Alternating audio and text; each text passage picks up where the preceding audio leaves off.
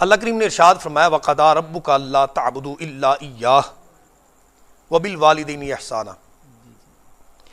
ناظرین مکرم دیکھیے قرآن کریم کا اسلوب خطاب کیا ہے۔ اللہ کریم نے ارشاد فرمایا وَقَضَىٰ رَبُّكَ أَلَّا تَعْبُدُوا، یہ تمہارے رب کا فیصلہ ہے کہ عبادت جب بھی ہوگی اسی کی ہوگی۔ وَقَضَىٰ رَبُّكَ أَلَّا تَعْبُدُوا، وہ حضرات تنہائی میں بیٹھ کے سوچے ضرور جو ہم میں مشرک کہتے ہیں کہ ہم کسی اور کی عبادت کرتے ہیں۔ نہیں بھائی، ہم کسی اور کی عبادت نہیں کرتے، ہمارے رب نے یہ فیصلہ کر دیا ہے عبادت جب بھی ہوگی رب کی ہوگی۔ ہاں، اس کے ساتھ ایک اور کام کا حکم یہ دیا گیا وَقَضَىٰ رَبُّكَ أَلَّا تَعْبُدُوا إِلَّا إِيَّاهُ وَبِالْوَالِدَيْنِ إِحْسَانًا، فرمایا عبادت رب کی کرنا لیکن احسان اپنے ماں باپ کے ساتھ کرنا۔ سبحان اللہ۔ ناظرین مکرم، یہاں پر یہ سمجھنا ہوگا کہ احسان کسے کہتے ہیں۔ نوشاہی صاحب کے پاس اب پنسل تو ہے نہیں، میں کیا کروں ہے جی؟ چلیں نوشاہی صاحب اگر مجھے موبائل دے دیتے ہیں میں خود ہی پکڑ لیتا ہوں۔ موبائل نوشاہی صاحب نے مجھے دیا، اب یہی موبائل 2 4 5 دن کے بعد میں ان کو واپس کرتا ہوں تو یہ میرا عدل ہے، احسان نہیں ہے۔ احسان یہ ہے کہ میں جب موبائل ان کو واپس کروں تو اس کے ساتھ کچھ نہ کچھ اضافت میں ان کو پیش کروں۔ تو اللہ کا قرآن ہماری یہ رہنمائی فرما رہا ہے وَبِالْوَالِدَيْنِ إِحْسَانًا، بھئی اگر ماں باپ نے تمہیں اپنی حیاتی میں سونے کے لیے اگر چٹائی دی ہے نا تو تم نے ماں باپ کے ساتھ احسان یہ کرنا ہے کہ ان کے لیے چارپائی کا اہتمام کرنا ہے۔ اگر انہوں نے چارپائی کا اہتمام کیا تو تم نے ماں باپ کے ساتھ احسان اس درجے میں کرنا ہے کہ ان کے لیے بیڈ کا پلنگ کا اہتمام کرنا ہے۔ ناظرین مکرم، کمال تو یہ ہے کہ یہ احسان اس درجے کا نہیں ہوگا کہ جس درجے میں میں نے جناب نوشاہی صاحب سے کیا یا ماجد سلیم صاحب سے یا عادل بھائی سے جی ان سے کیا، نہیں، یہ احسان فقط اس لیے کیا جائے گا کہ یہ ماں باپ کی عظمت اور شان نہیں ہے، یہ ماں باپ کا حق ہے کہ ان کے ساتھ احسان کیا جائے۔ ہمارے ہاں کچھ مقررین حضرات، کچھ واعظین حضرات یہاں پر تھوڑی سی غلطی کر جاتے ہیں۔ کچھ مقررین حضرات وہ عظمت و شان کے درجے میں لے جاتے ہیں۔ بھئی عظمت و شان تو ہے، در حقیقت یہ ماں باپ کا حق ہے کہ ان سے احسان کیا جائے، ان سے احسان کیا جائے۔ اسی آیت کریمہ میں آگے چل کے ایک اور حق ماں باپ کا بیان کیا گیا، وہ یہ ہے اما یبلغن عندک الکبر احدہما او کلاہما، ارشاد فرمایا کہ جب ان دونوں میں سے ماں یا باپ دونوں میں سے جب کوئی ایک بڑھاپے کو پہنچ جائے تو ارشاد فرمایا فلا تقل لہما اف، فرمایا جب یہ ماں یا باپ یہ تمہیں بڑھاپے کی عمر میں مل جائیں تو فرمایا اف تک نہیں کہنا، انہیں اف بھی نہیں کہنا۔ اور غالباً حضرت عبداللہ ابن عباس رضی اللہ تعالیٰ عنہ انہوں نے فرمایا کہ اگر ماں باپ کی بارگاہ میں لفظ اف سے بھی کم تر کو لفظ ہوتا تو اللہ وہ ارشاد فرماتا۔ یعنی یہ اتنا نازک لفظ ہے کہ اللہ کریم نے قرآن کریم میں یہ تنبیہ فرما دی، اف بھی نہیں کہنا، اف بھی نہیں کہنا۔ ٹھیک ہے جی، یہ دوسرا حق ہے ماں باپ کا۔ اچھا، یہ ناظرین مکرم یہ کیوں فرمایا کہ جب وہ بڑھاپے کو پہنچے؟ تو اس میں حکمت یہ ہے، صحابان تفاسیر نے یہ لکھا، مفسرین کہتے ہیں کہ اولاد کا اصل امتحان شروع ہی تب ہوتا ہے جب ماں باپ بڑھاپے کو پہنچ جاتے ہیں۔ ماں باپ جب تک ڈنڈی پٹی کہتے ہیں قائم ہوتے ہیں نا جی، وہ تو اولاد کا دم بھرتے ہیں، بھائی بیٹی کا دم بھرتے ہیں، بچے کا دم بھرتے ہیں۔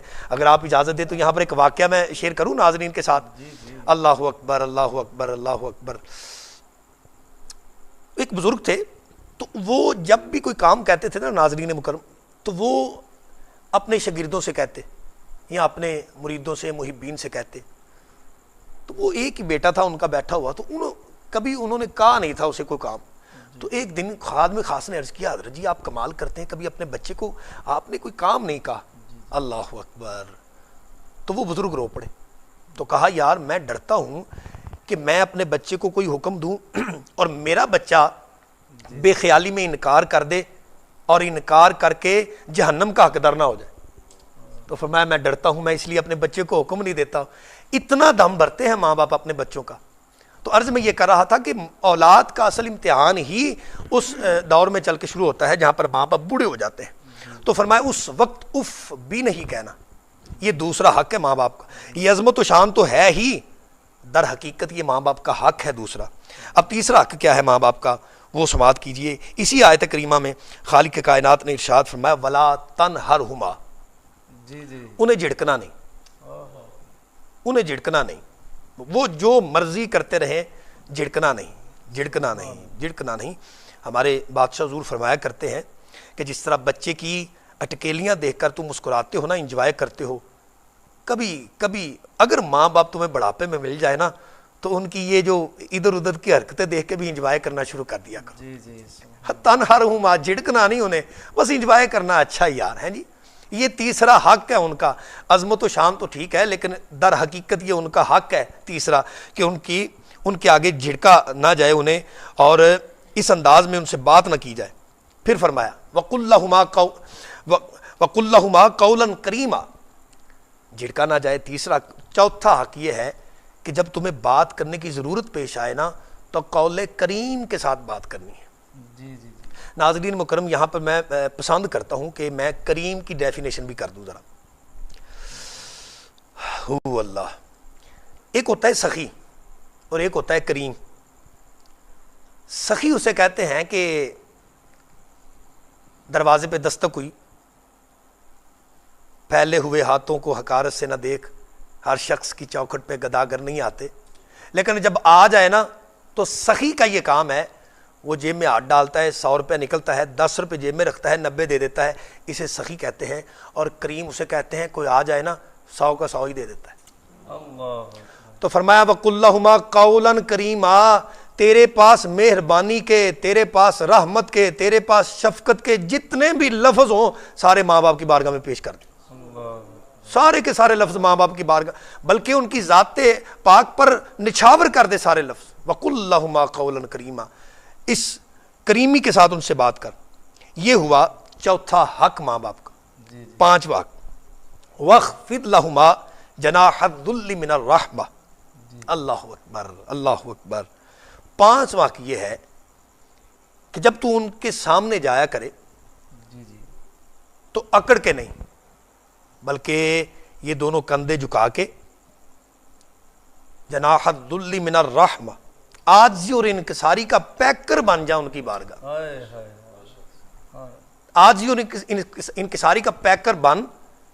اور یہ عظمت و شان تو ہے ہی، یہ ان کا پانچواں حق ہے کہ ان کی بارگاہ میں عاجزی اور انکساری کا پیکر بنا جائے.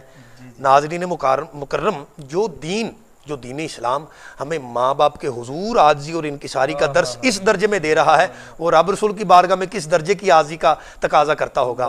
یہ پانچواں حق ہے. اور چھٹا حق میں یہ عرض کرتا ہوں، اللہ کریم نے اسی سورہ اسرا میں 23 اور 24 نمبر آیت ہے، فرمایا وَقُلْ رَبِّ ارْحَمْهُمَا كَمَا رَبَّيَانِي صَغِيرًا. اور چھٹا حق ان کا یہ ہے کہ تو جب بھی تجھے موقع ملے تو اپنے ماں باپ کے لیے ہاتھ اٹھا کر ان کے لیے بخشش کی دعا، ان کے لیے فرحت کی دعا، ان کے لیے خیر کی دعا، ان کے لیے صحت و عافیت و تندرستی کی دعا کیا کر. یہ ماں باپ کی عظمت تو ہے ہی، در حقیقت ماں باپ کا تجھ پر حق ہے. یہ حق ہے. اچھا، بات ختم نہیں ہے، اس کے آگے بھی میرے پاس 2 آیات جو ہے نا سورہ اسرا کی ہی موجود ہیں. ارشاد فرمایا گیا ربکم اعلم بما فی نفوسکم، 25 نمبر آیت ہے. ناظرین مکرم، 6 حق بیان کیے قرآن شریف نے. اللہ اکبر. 6 حق فرمایا ان سے نرمی میں بات کرنی ہے، انہیں جھڑکنا نہیں، عاجزی اور انکساری کے ساتھ بات کرنی ہے، اف تک نہیں کہنا، اور ان کے لیے دعائے خیر کرنی ہے. اور پھر اب 25 نمبر آیت میں اللہ کیا ارشاد فرما رہا ہے، سنیے ذرا. ربکم اعلم بما فی نفوسکم، اللہ فرماتا ہے رب جانتا ہے جو تمہارے دلوں میں ہے. یہ عظمت و شان تو ہے ہی بھائی. در حقیقت ماں باپ کا حق ہے کہ ماں باپ کو اف اگر نہیں کہنا تو یہ یاد رکھنا وہ جانتا ہے کس درجے میں کر رہے ہو.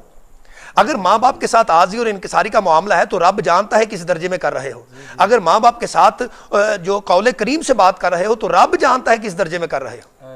بات نامکمل ہے جناب. اللہ کریم ارشاد فرماتا ہے ان تکونوا صالحین فإنہ کان للأوابین غفورا، فرمایا اگر تم نیک کردار رہو گے، دیکھیے انعام اعلان ہو رہا ہے، فرمایا ان تکونوا صالحین، اگر تم نیک کردار رہو گے، اللہ اکبر، یعنی اگر تم والدین کے ساتھ حسن سلوک کرتے رہو گے تو ارشاد فرمایا فإنہ کان للأوابین غفورا، تو فرمایا اگر تم نیک رہو گے تو اس ماحول میں تمہارا اجر جو ہے نا یہ اللہ کے ذمہ ہے۔ ناظرین مکرم، اللہ کریم نے اجر بیان نہیں کیا، یہ نہیں بتایا کہ میں کیا دوں گا کیا نہیں دوں گا، یہ نہیں بتایا، فرمایا یہ میرے ذمہ ہے، یہ میرے ذمہ ہے کہ میں تمہیں کیا اجر عطا فرماؤں گا، بس تم نے یہ یاد رکھنا جو بھی عمل اپنے والدین کے ساتھ کرنا یہ سوچ کے کرنا کہ اللہ جانتا ہے، اللہ جانتا ہے۔ ناظرین مکرم، آخری آیت فَإِنَّهُ كَانَ لِلْأَوَّابِينَ غَفُورًا، اللہ فرماتا ہے بے شک اللہ تبارک و تعالیٰ بکثرت توبہ کرنے والوں کو بہت بخشنے والا ہے، بہت بخشنے والا ہے۔ قرآن کریم کی روح سے میں نے 6 حقوق جو ہے وہ والدین کے بیان کیے جو اولاد پر لازم اور ملزوم ہے۔ یہاں پر حدیث شریف کی روشنی سے میں 1-2 باتیں ہدیہ ناظرین کرنا چاہتا ہوں، کیونکہ مجھے قرآن و حدیث کے لیے حکم کیا گیا، تو الحمدللہ اللہ میرے شیخ کو عمر خضری عطا فرمائے کہ جنہوں نے ان 20-21 سالوں میں مجھے 2 ہی چیزیں عطا فرمائیں، ایک اللہ کا قرآن اور ایک سید عالم علیہ السلام کا فرمان عطا فرمایا۔ اللہ اکبر، وہ واقعہ جو زبان زد عام ہے، افسوس یہ ہے کہ ہمارے واعظین و مقررین اکثر و بیشتر وہ اسے عظمت و شان کے درجے میں بیان کرتے ہیں، میں اسے حق کے درجے میں بیان کروں گا۔ یقین جانیے جس دن ہم نے حق کے درجے میں یہ باتیں کرنا شروع کر دیں تو انشاءاللہ ماں باپ کو ان کا حق ملے گا، اولاد کو ان کا حق ملے گا، ٹھیک ہے جی۔ وہ کیا ہے؟ حضرت انس رضی اللہ عنہ اس کے راوی ہیں، ارشاد فرمایا علقمہ بڑے امیر آدمی تھے اور صدقہ و خیرات بڑا کیا کرتے تھے۔ وقت اخیر آیا، گھر پیغام پہنچایا گیا، دربار رسالت مآب صلی اللہ تعالیٰ علیہ وسلم میں آقا کریم علیہ السلام نے 4 بندوں کا انتخاب فرمایا۔ دیکھیے کس بارگاہ میں پیغام آتا ہے، اور پھر سید عالم علیہ السلام انتخاب کن کا فرماتے ہیں؟ پہلی شخصیت نبی پاک علیہ السلام نے ارشاد فرمایا بلال جی آقا، فرمایا دوسرا علی جی آقا، فرمایا عمار جی آقا، فرمایا سلیمان جی آقا، فرمایا چاروں جاؤ، اور چاروں جاؤ اور علقمہ کو تلقین کرو کلمہ شریف کی۔ اب یہ 4 نفوس قدسیہ تشریف لائے۔ بلال تو وہ ہیں جنہیں خود سید عالم علیہ السلام نے خریدا ہے، فرمایا ابو بکر اگر بلال کو خریدنے جا رہا ہے نا تو کچھ پیسے میرے بھی لے جانا، ٹھیک ہے جی۔ سلیمان وہ ہے جنہیں فرمایا سلیمان و اہل بیت، یہ بھی میری اہل بیت میں شامل ہے، اور علی پاک کے تو کیا کہنے بھائی، سبحان اللہ۔ اور پھر حضرت عمار بن یاسر رضی اللہ تعالیٰ عنہ ہے جی، 4 نفوس قدسیہ تشریف لگے، جناب علقمہ کو تلقین کی کلمہ پڑھ۔ اب کلمہ پڑھنے کی کوشش کی جاتی ہے، زبان پر آتا نہیں، کون ہے؟ نیک آدمی ہے، صدقہ و خیرات کرنے والے ہیں۔ اب بات کیا تھی؟ دل کے کانوں سے سماعت فرمائیے گا۔ حضرت بلال کو بھیجا گیا، جائیے سید عالم علیہ السلام کی بارگاہ میں عرض کیجیے یا رسول اللہ صلی اللہ علیہ وسلم، تلقین کے باوجود علقمہ کی زبان پر کلمہ جاری نہیں ہو رہا۔ آقا کریم علیہ السلام نے ارشاد فرمایا ماں باپ حیات ہیں، آقا ماں زندہ ہے، باپ کی رحلت ہو چکی۔ میرے آقا کریم علیہ السلام نے ارشاد فرمایا پتہ کرو وجہ کیا ہے۔ پتہ کیا گیا، معلوم کیا گیا، تو پتہ یہ چلا کہ جناب علقمہ اپنی بیوی کی بات کو ماں کی بات پر ترجیح دیا کرتے تھے، یعنی ماں کی بات کو نچلے درجے میں رکھنا اور بیوی کی بات کو اتلے درجے میں رکھ دینا۔ اللہ اکبر کبیرہ۔ ناظرین مکرم، نبی پاک علیہ السلام نے ارشاد فرمایا بلال جاؤ علقمہ کی ماں سے کہنا اگر تو آ سکتی ہے تو ٹھیک، وگرنہ میں آتا ہوں۔